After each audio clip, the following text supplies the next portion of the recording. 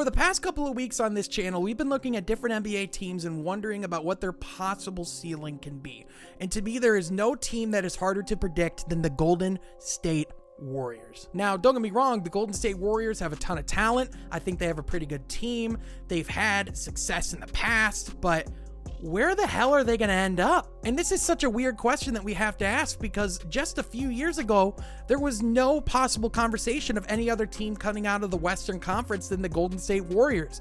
I mean, they had Steph Curry, Klay Thompson, Draymond Green, Kevin Durant. What team was going to beat this roster? The answer was nobody. And then all of a sudden, after multiple years in a row of making the NBA Finals, in 2019, they are the worst team in the NBA? I mean, this team hasn't been relevant in 2 years. But all of a sudden, after Steph Curry showed a clear MVP-like season, the Warriors are able to draft a guy like James Wiseman in the second round, and we're going to see the return of Klay Thompson this season.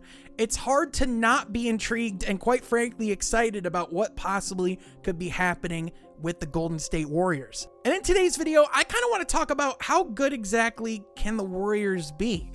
I mean, is this a playoff team? Is this a finals team? Is this a championship favorite, or is this another bust? Before we answer that question, I do kind of want to revisit just how exactly we got to this point and just remind ourselves how ugly the ending was in Golden State for this dynasty team that they were building. But before we do, be sure to like this video and to comment below what you think about the Warriors from Half Court. We upload a video about 5 days a week talking all things NBA basketball. If you like that, be sure to subscribe. And with that, let's get into it. So the Golden State Warriors was built on the back of the Splash Brothers, Steph Curry and Klay Thompson. In the history of the NBA, there is no shooting backcourt that is better than Steph and Klay. And in 2015, after Steph Curry won the MVP and the Warriors won their first NBA championship, it was clear that there wasn't going to be a whole lot of teams that are exactly going to be touching the Golden State Warriors.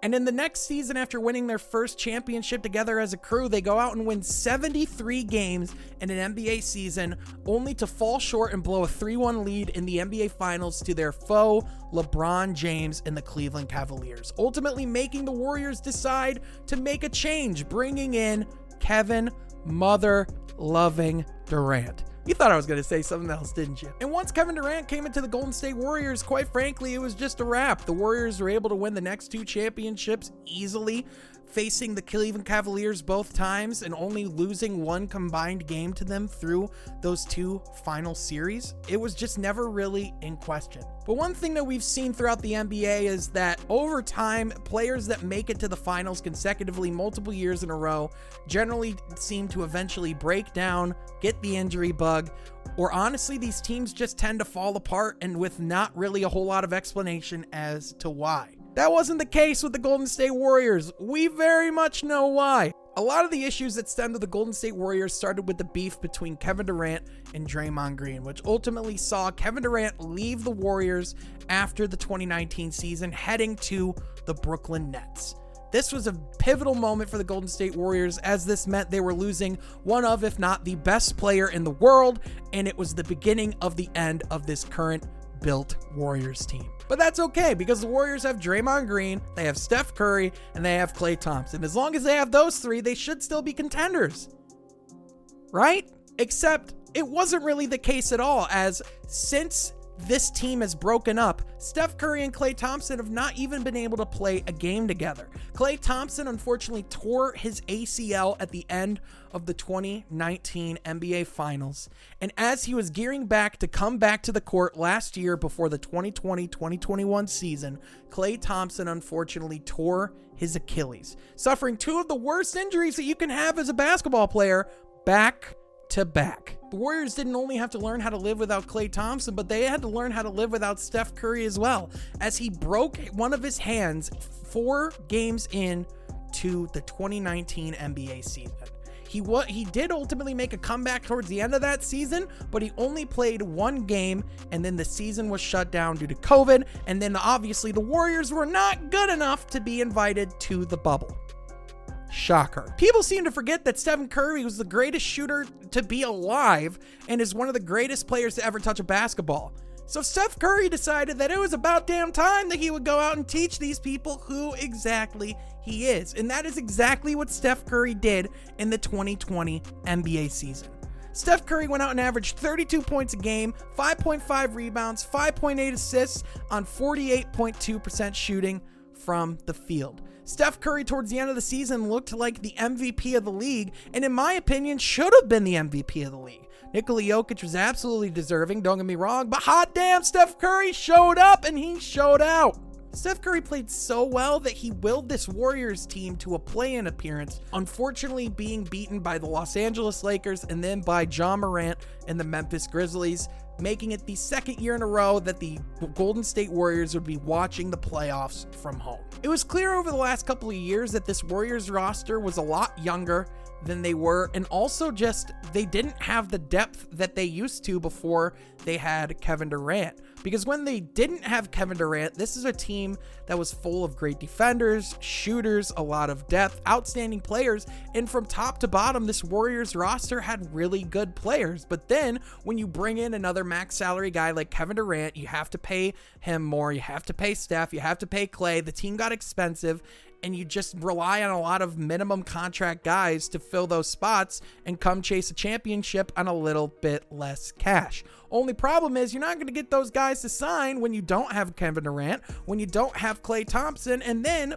4 games into the season, you don't have Steph Curry. Of course, these guys weren't going to be as good over the past couple of years. It's just only logical. This team got hella young. So now going into the 2021 NBA season with Klay Thompson finishing his road to recovery and finally making a return to this Warriors roster at some point in December or January. You have Steph Curry coming off of an MVP caliber season. You have Draymond Green coming off of a gold medal win in Tokyo. And you have Jordan Poole, who has arguably been the story of the NBA preseason so far. This guy has been putting up absolutely ridiculous numbers. I mean, just the 2 games that they've played, he's averaged 25 points a game on 52% shooting.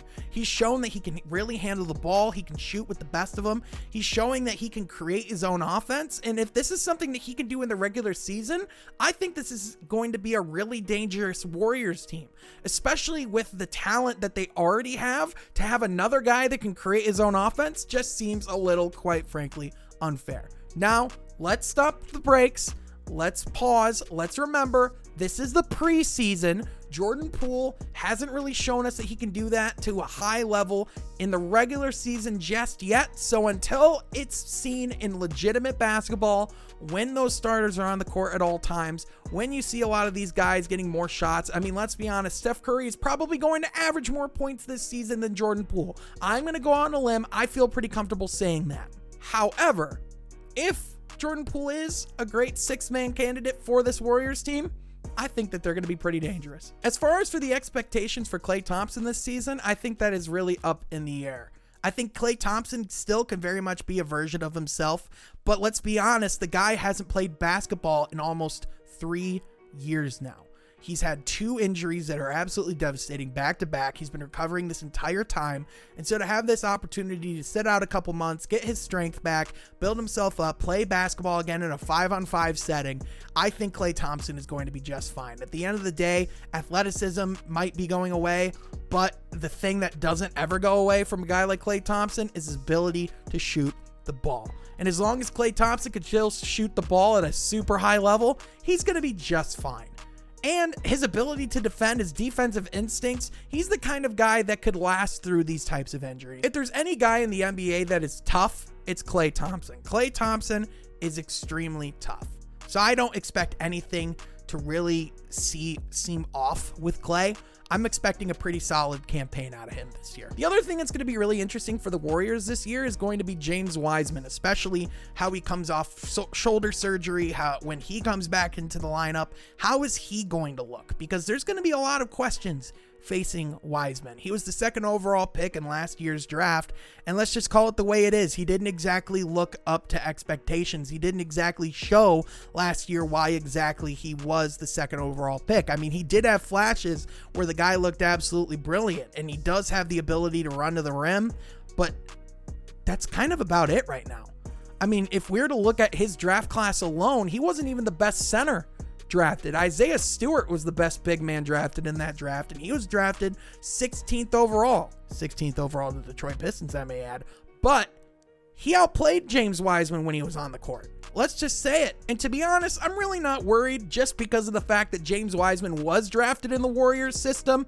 And if there is a safe place to fail, it is Golden State. However, now that this team is trying to win, that's not really going to be the case anymore, because now they're going to be putting the guys out on the court that can help them contend, that can help them compete each and every night. And even though this might not be the season that we see the Warriors get back to the finals, I do think this is the season that we see them get back to the playoffs. I definitely think that they're going to be a threat once they get there, and whether they finish towards the top or the bottom standings of the Western Conference playoff picture, they're definitely going to be a dangerous team no matter who they face. If I had to pull the Golden State Warriors in my very first round, that would be the ultimate short straw, because there is no team that can potentially be more dangerous and potentially score more points when fully healthy, fully available, with the likes of Steph Curry and Klay Thompson on the court. Let's not forget what these two have done together. Let's not forget the fact that they are the most dynamic backcourt to ever play the game of basketball. And that leaves me asking this question. What do you think of the Golden State Warriors? Do you think that they're still a contending team? Do you think that the dynasty is dead? Do you think Steph Curry and Klay Thompson will ever win another NBA championship? I would love to know your thoughts in the comment section down below, but that is going to do it today, ladies and gentlemen. Thank you so much for watching, and I will catch you next time from Half Court. Be sure to subscribe.